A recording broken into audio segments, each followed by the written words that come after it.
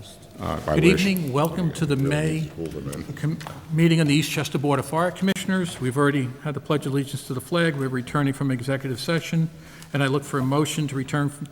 So be it. Mr. Laurie, and a second is Mr. Raven, and it's 8:15. Okay, so first thing on the agenda is my comments, and I have very few comments tonight, so we'll move to the next item. Chief, do you want to go first, or should you want the treasurer to go first? Your call. Ladies first. Okay, Jamie?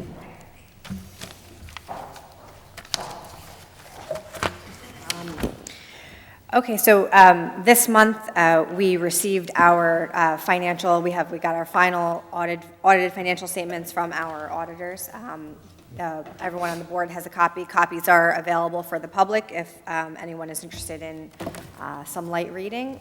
We've also filed a copy with the town clerk as well as with the New York State Comptroller's Office. So I think as we talked about it, a couple of meetings ago, this year the audit went very smoothly. No material issues were identified.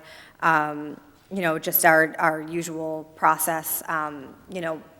Most of our budget goes towards salary and related benefit expenses, as we've talked about. So that's the majority of what is audited, and nothing unexpected there. So I don't know if there's any questions from the board or on anything with respect to that.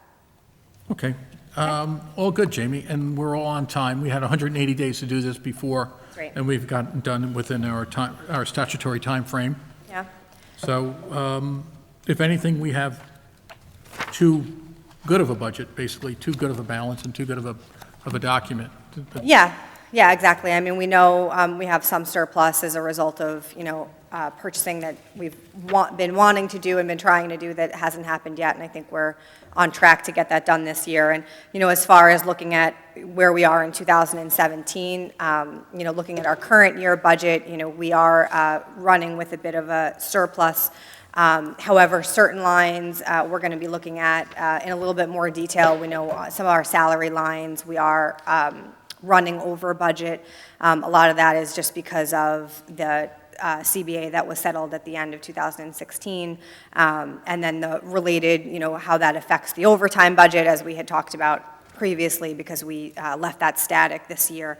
So in the next couple of months, we'll just continue to look at, where to make budget transfers as we need to.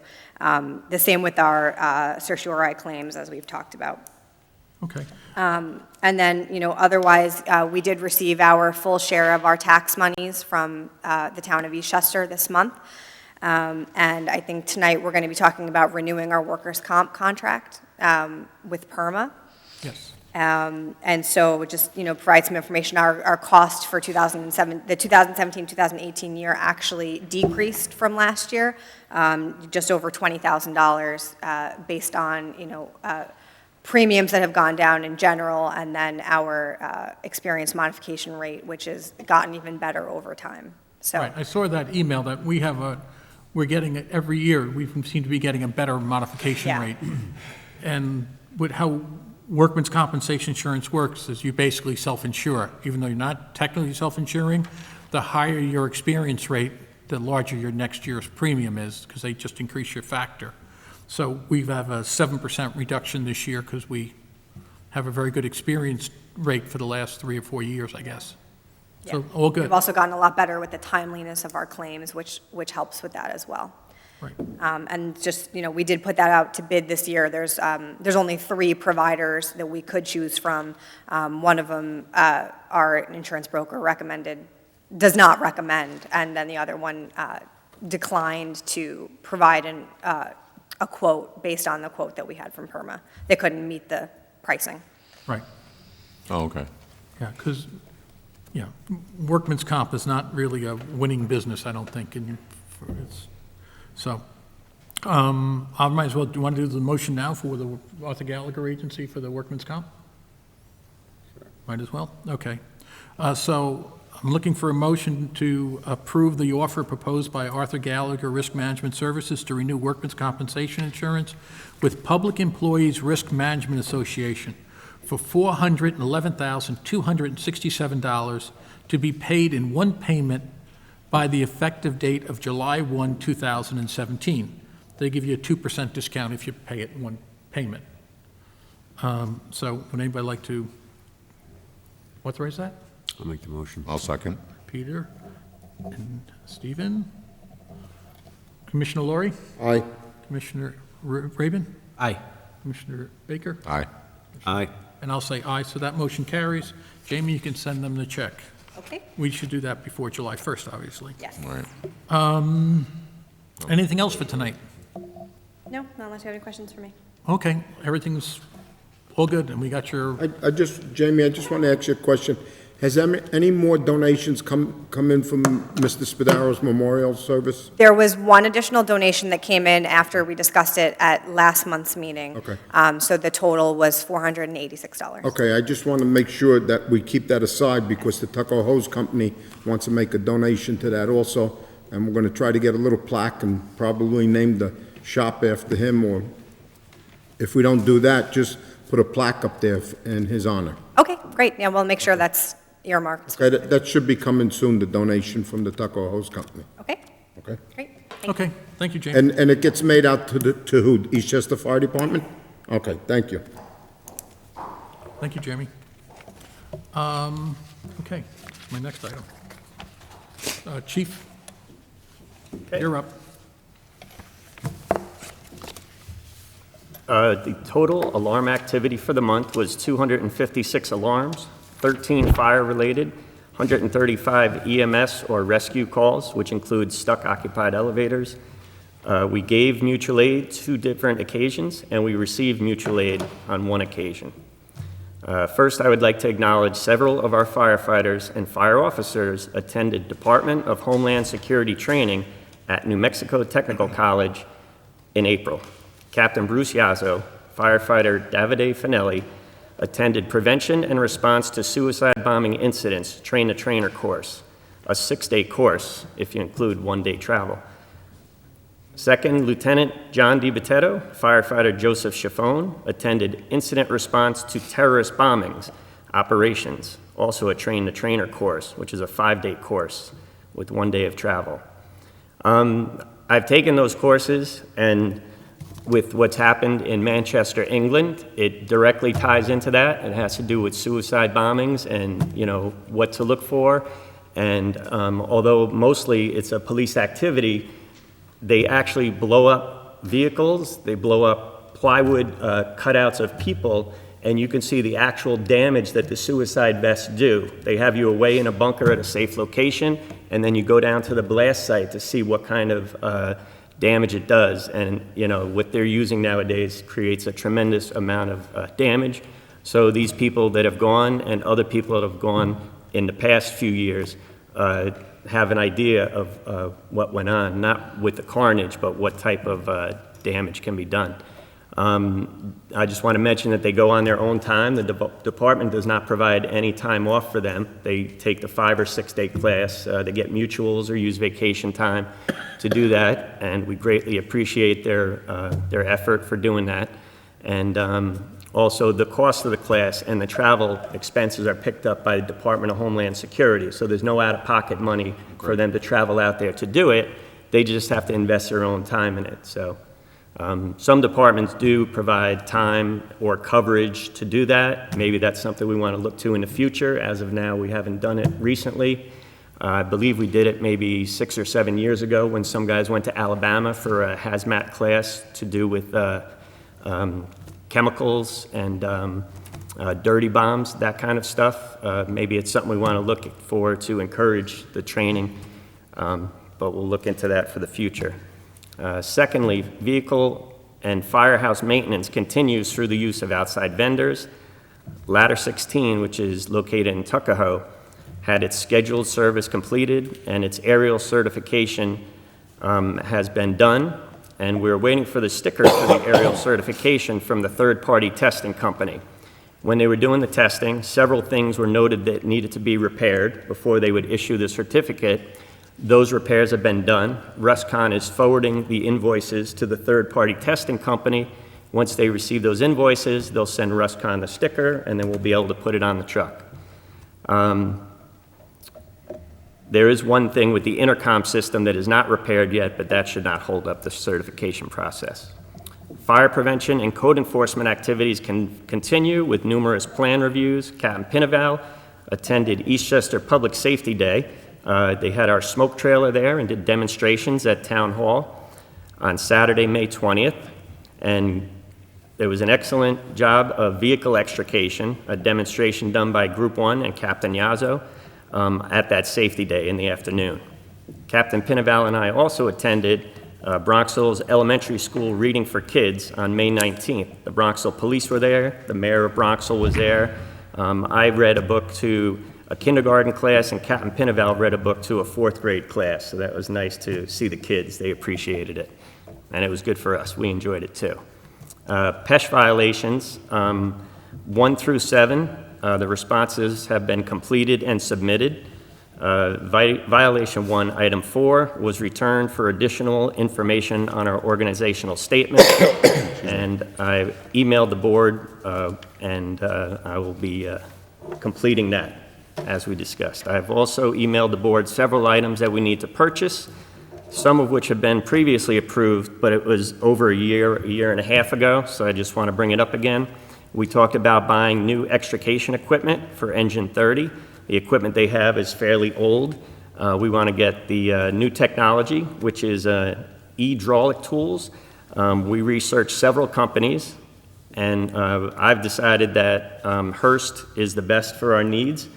We tried different ones, the different brands. They actually had demonstrations, and we actually got our hands on 2 different brands of tools.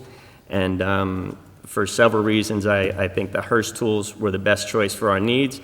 They're available on the state contract for pricing. So I would recommend to the board approval to do that. It's about a $25,000 item, which I've emailed the purchase contract to the board members. There was also another tool that we need, the fit testing machine. Ours was probably about 15 years old, and it no longer works, and the company that made it no longer services it. It's outdated, it's an older model, so we need to get a new one. I also included purchasing, after looking at the several different models. Again, the one that I decided on is on state contract as well, and I forwarded that. I believe that's about $10,000, and it's about, I think the total was about 13, but we get $1,500 trade-in value on our machine that does not work and can't be serviced.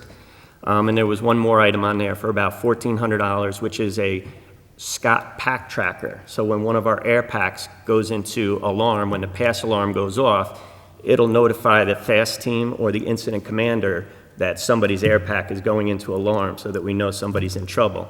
We have one, but if that one goes into action, we don't have a second one, so the remaining firefighters in the buildings are not protected.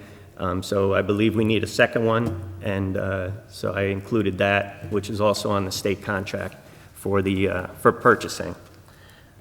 Just a few more things. Firefighter Simonides has submitted a request for volunteer exempt status for his service as an Eastchester volunteer firefighter. I find he meets all the qualifications required, so I recommend the board, if so inclined, grant him his exempt status.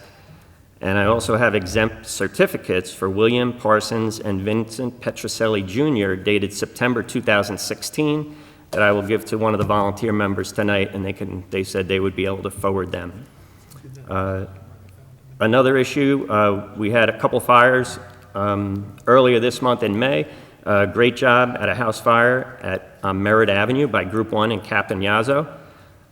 It was a fire in the basement, which are always dangerous. Fire extended from the basement up into the walls, and they had to do a lot of overhauling to search for the fire. So great job by Group 1, and a commendable job at a mutual aid apartment house fire in Yonkers by Group 3 Lieutenant Kevin Grogan, firefighters Kapoor, Maisie, and Santangelo, who removed the victim from a basement apartment and began CPR efforts. Unfortunately, the victim did not survive the house fire in Yonkers. It was an apartment fire, and they located her in the basement. They were there as a mutual aid truck. So a great effort for them. Unfortunately, the victim did not survive. And finally, I would like to congratulate Local 916 members John Pinto, Bruce Calby, Christopher Ryan and Thomas Pinaval on their 20 years of service with the department. Thank you.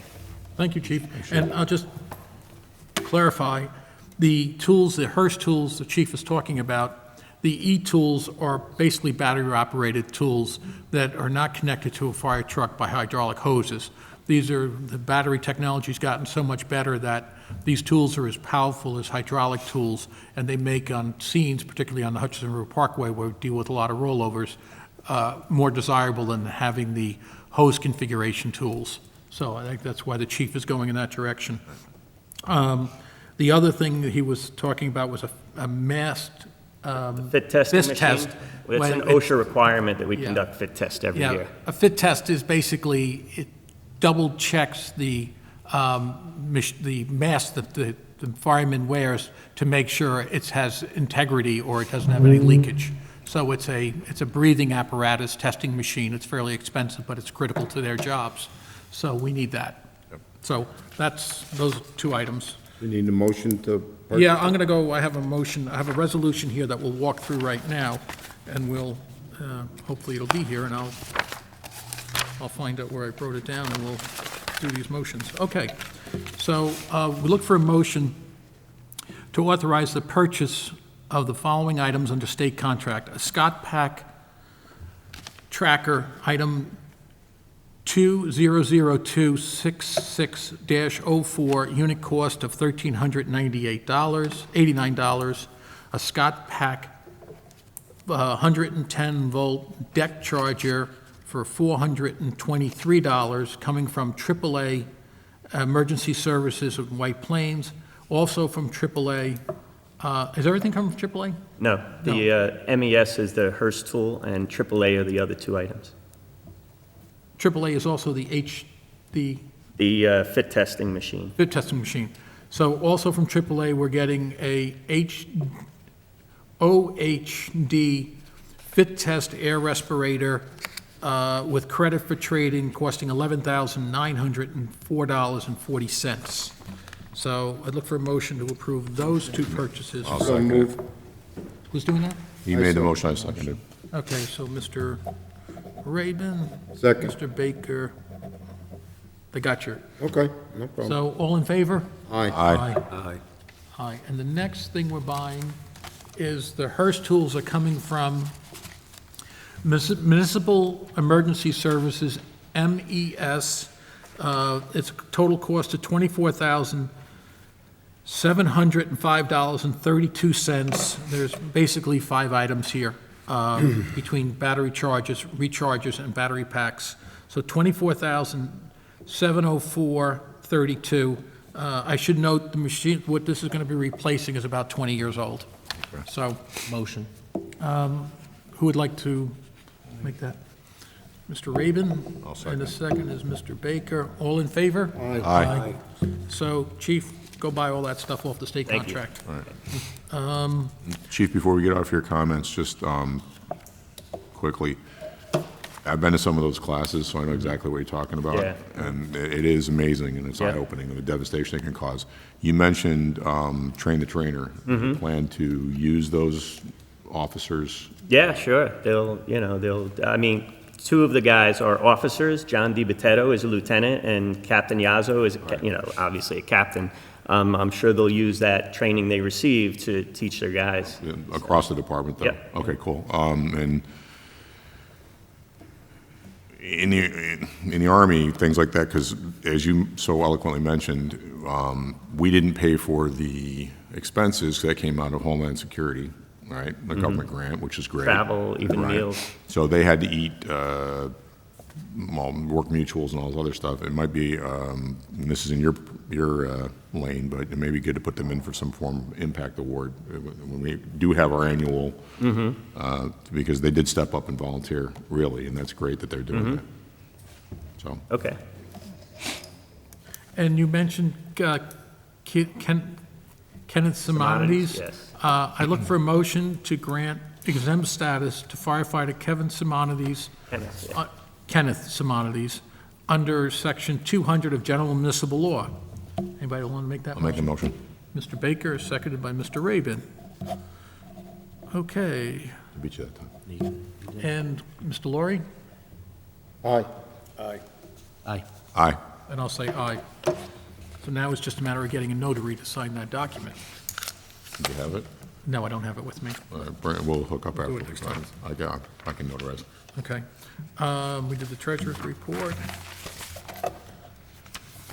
Okay. Okay, do you want to talk about the Station 5 project, Peter? Sure. 4 project. Yep. We had our bids due on Tuesday at 4 o'clock. We had a better turnout on the reduced scope project, which again is the roof only of Station 4. We had 5 bidders submit bids. 1 was disqualified because it was an incomplete submission, but we had 4 others. The low bid was for $333,232. The high bid was $1.554,750. The high bid was an outlier. The other 2 were both below $500,000, one with a $300,000 handle, one with a $400,000 handle. So the high bid was just off. The platinum roof. The low bid was from J. Salvatore and Sons Roofing. They're headquartered in Yonkers. We are performing our due diligence. Unfortunately, we did not complete it entirely in time to approve them or to award it at this meeting. But I would like to propose that we pass a resolution that allows us to award the contract to Salvatore this week, pending satisfactory resolution of the information we're waiting for on them. Okay, so what we can do is exactly what you just said. We'll pass a resolution subject to council approving it and meeting your satisfaction that they've produced what they were supposed to produce. Okay. I'll So, make the motion. let me just read what I have here. Go, that's Commissioner Laurie.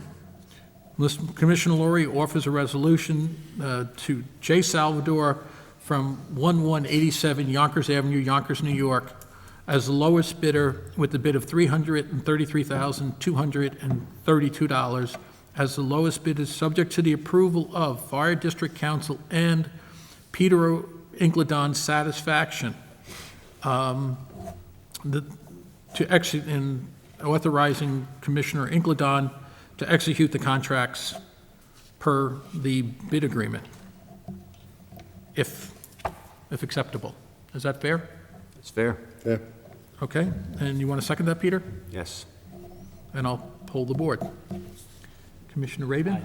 Commissioner Baker? Aye. Commissioner Laurie? Aye. Aye. And I'll say aye. And so therefore, if we can't resolve the little, There's nothing, we're just waiting for some further information to come in, and I'm sure it'll be fine, but If we not- don't want to, award it until we we get it. don't want to award it Yep. to 100%. So, next item coming up, jumping around, is other business. Okay, we have the payment of bills, which we've all reviewed already. We have 2 warrants tonight. One's for $66,902.55. The second warrant is $264,466.30. Then we have credit card bills of $220.62 for a grand total of warrants of $331,589.47. I have $120 in this warrant pile because I paid for one of the cars to get reconditioned while it was between chiefs. So I'm going to abstain from the warrant pool. Someone line will make a motion? I'll make a motion. So that's Mr. Baker, first, and a second. Second. Mr. Laurie, and I'll poll the board. Mr. Rabin? Aye. Mr. Baker? Aye. I'll abstain. Mr. Laurie? Aye.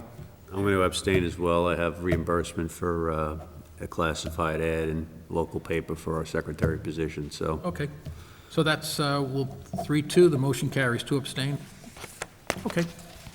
So now, do we have any business you gentlemen want to discuss before we go to public comments? I got a few things I want to say. I got a lot of old junk out of the Tuckahoe Hose Company room, and I got the old refrigerator removed. It was really in bad shape, so we got it moved. The junk man came with one of his helpers and got rid of it. We also didn't make a final decision. The volunteers need a new refrigerator in Chester Heights. Right now, we're just using our soft drinks in an old ice tub. I also want to congratulate the paid personnel on their 20-year dinner. We went to it Friday night, and it was very well attended. And I want to give my comments, congratulations to the men. Bronxville is having their parade on Monday, May 29th, assembly at 8:45 in the Leonard Meringue circle over there by the train station, and it'll start at 9 o'clock. We also want to know if I could get the approval of the board and the chief, if I could use the shop truck to pull our hose cart in the Mamaroneck Day Parade on June 28th. We used it last year. Me and Mr. Spadaro drove it to Mamaroneck with the hose cart on it. The hose cart is being refurbished now, and it should be back in a couple of weeks. I don't know if there's any insurance about if the volunteers are allowed to drive it. I don't have a problem with it. They covered under our We auto used it insurance? last year, Chief. Me and Mr. Spadaro drove it there and drove it home. Sure, as long as as long as there's no issue with the insurance, I have no problem with it. All right. If it's covered. Okay, thank you on that. Another thing I want to say, which is good in one respect and very bad in another respect. On May 7th, we had our memorial service. Myself, Commissioner Urban, Commissioner Winters attended. Two of our past chiefs, Chief Fenley and Chief Grogan attended. We had a nice ceremony at the Mass. In fact, the priest called it a minestrone Mass, those who were there, because we did it in half Italian, half English. The Rosary Altar Society was there. The First Holy Communion children were there. So it turned out to be a nice ceremony. And then we went up to the monument, and we had a ceremony up there, read off the names that the men that had passed away for the year. And we had firefighter Paul Ranelone do a beautiful reading on Mr. Spadaro passing away. And I want to thank the Veterans Association for coming. They did a firing squad, and it was just a beautiful thing. After they blew taps, a few jets happened to fly over, and it sounded like a real military thing. And after that, we had breakfast at the quarry.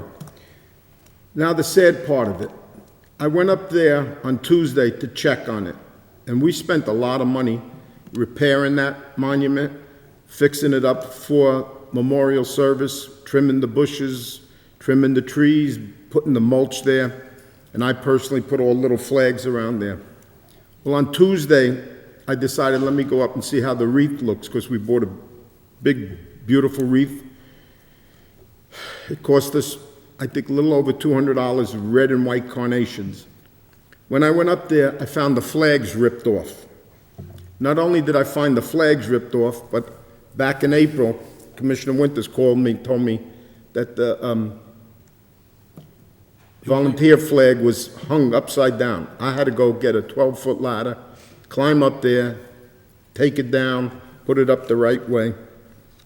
But getting back to the monument, this is how horrible people that are around here, I hate to say that, but it really irked me when I went up there to see the mess that they did. Ripped the flags off. I had put 4 flags on the little flags that everyone flies for Memorial Day. Ripped off. All I found was the sticks. When I went there, I saw all the white carnations on the bottom of the wreath pulled out, and I couldn't find them. And I went looking around there, and I found the flags underneath the bushes. What a horrible smell, it almost knocked me over. I turned around, and I don't know if a dog did it or a human did it, but they did their business on the monument and then stuck all the white carnations into it. And then the nerve of these rotten, miserable people who did it wiped it up with the American flag. 2 of the American flags were wiped up with the business that either a human did or a dog did. With the American flag, and that really irked me. I got so mad, I called the police, and I told the police what had done. We found all sugar packages and salt packages and cigar wrappings all wrapped around it. Who knows if they were rolling anything, I don't know. But you want to know something? When a person does military time and sees something destroyed like that, whether it be volunteer fireman, paid police officer, or anything, and then to see your American flag wrapped up in that kind of stuff is really disgusting and deplorable. I really hope that the police would put more emphasis on patrolling around there. For the nerve of someone to do that, I swear, I'm glad I wasn't around there to see it that when it was being done. But to the people that are watching this, I hope whoever did it, it's nobody from our town, believe me. Because if they get caught and I find out, I'm pressing charges on them for what they did. To destroy our American flag and then to dump on a monument, you got to be sick to do something like that. And it really hurt me because we had just had such a beautiful ceremony on Sunday, and those that were there could vouch for that. We had the paid personnel, we had citizens there, people who had lost their loved ones came to. It was really deplorable to see that happen on our monument. I would never think that someone would do that. But the person who did that really had to be brains not even in their whole body. That's about it. I didn't I'll follow up on that. don't forget, I don't know if this will be, if you hear it or not, but there's a memorial service. There's not a parade in Eastchester and Tuckahoe, but there's a memorial service on Sunday, 7 o'clock at the Eastchester High School gym. If you volunteers or paid personnel come in uniform, and police are there, it's going to take about an hour, hour and a half, and then after that, they're going to march down to the monument on California Road in 22. We did that last year. Hopefully next year we could have a parade if everything goes well.